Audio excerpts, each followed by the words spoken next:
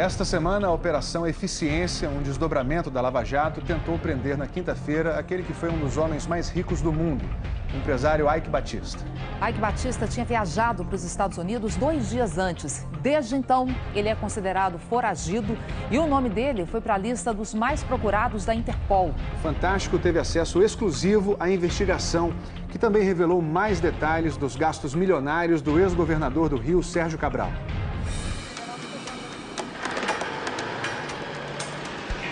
O dono da casa não estava. Eike Batista, aquele que já foi um dos homens mais ricos do mundo, hoje é um foragido internacional. A Polícia Federal levou 4 horas e meia vasculhando todos os cantos de uma das maiores mansões do Rio de Janeiro. O Cristo Redentor fica tão perto que parece fazer parte da decoração. Mas os itens que realmente pertencem à casa impressionam também. Nessas imagens exclusivas, é possível ver um piano de cauda e uma Lamborghini no meio da sala. São os mesmos itens que tinham ficado famosos em 2015. Naquela época, a Justiça tinha determinado a apreensão dos bens de Eike Batista no processo que apurava crimes financeiros no grupo EBX. A casa de Eike, no Jardim Botânico, zona nobre do Rio de Janeiro, foi apenas um dos endereços visitados pela Polícia Federal na última quinta-feira. A chamada Operação Eficiência, a 5ª fase da Lava Jato no Rio, investigou novos crimes do grupo que, segundo as investigações, era comandado pelo ex-governador do Rio, Sérgio Cabral. Ao todo, foram expedidos 9 mandados de prisão preventiva pelo juiz Marcelo Bretas, da 7ª Vara Federal Criminal do Rio. Os depoimentos de 2 doleiros, os irmãos Marcelo e Renato Shebar, foram fundamentais. Eles trabalhavam para Sérgio Cabral desde que ele era deputado estadual no Rio, no final dos anos 90. Foram os irmãos Shebar que contaram aos procuradores da República sobre a propina paga no exterior a Sérgio Cabral por Eike Batista. Segundo as investigações, eles receberam, em nome de Cabral, 16,5 milhões de dólares numa conta no Uruguai. Mas os irmãos revelaram muito mais. Com a eleição de Sérgio Cabral para o governo do estado do Rio de Janeiro em 2007, os valores entregues a eles aumentaram significativamente. A missão era esconder o dinheiro no exterior. Para isso, a estratégia mais comum era comprar ouro e pedras preciosas. Os irmãos contaram que um só cofre na Europa ainda guarda 2,5 milhões de dólares em ouro e diamantes, cerca de 8 milhões de reais. A Justiça já tem as notas de compra de barras de ouro e dos diamantes de altíssima qualidade. Como mostram esses documentos, obtidos com exclusividade pelo Fantástico, uma única pedra custou 137 mil euros, cerca de 469 mil reais. No fim de 2012, a organização criminosa já tinha juntado 80 milhões de dólares. E o esquema mudou. O dinheiro parou de ser enviado para o exterior e começou a voltar para o Brasil.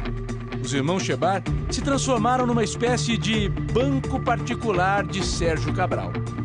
Foi então que eles alugaram essa sala, com vidro espelhado, bem protegida, num prédio comercial aqui em Ipanema. Mas esse não era um local de trabalho comum, com mesa, cadeira, computador. A sala foi alugada só para guardar dinheiro vivo, que já não cabia mais em cofres, gavetas, armários. Aqui, segundo um dos depoimentos, ficaram guardados 7 milhões de reais. A movimentação era diária, ia desde pagamentos mais simples, como IPTU ou conserto de carros, até os gastos com viagens e compras luxuosas. Sempre com imensas somas de dinheiro. Veja só, no alfaiate, Cabral encomendou o feitio de 2 coletes, uma calça e uma cueca. A conta, mais de 7 mil reais.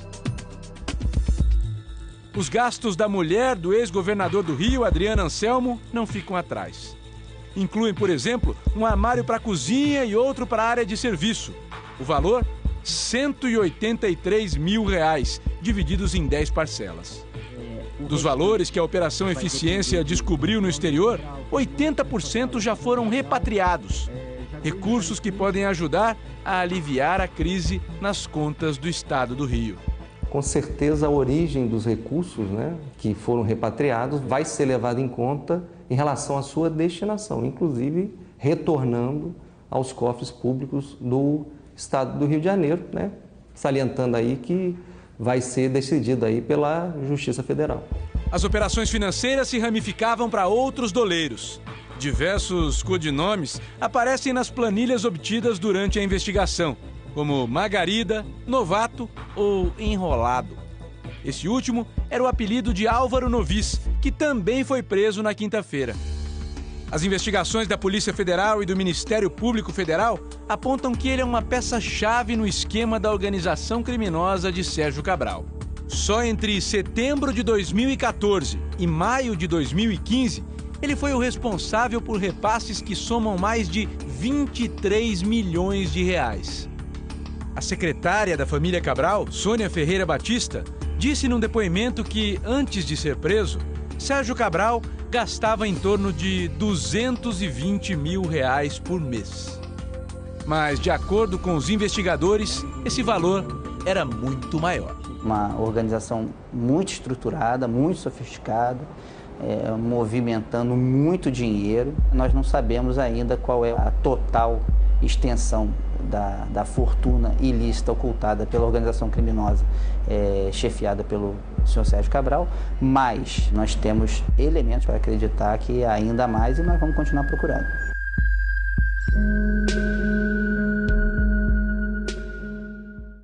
O empresário Ike Batista está embarcando agora à noite em Nova York num voo da American Airlines com destino ao Rio de Janeiro.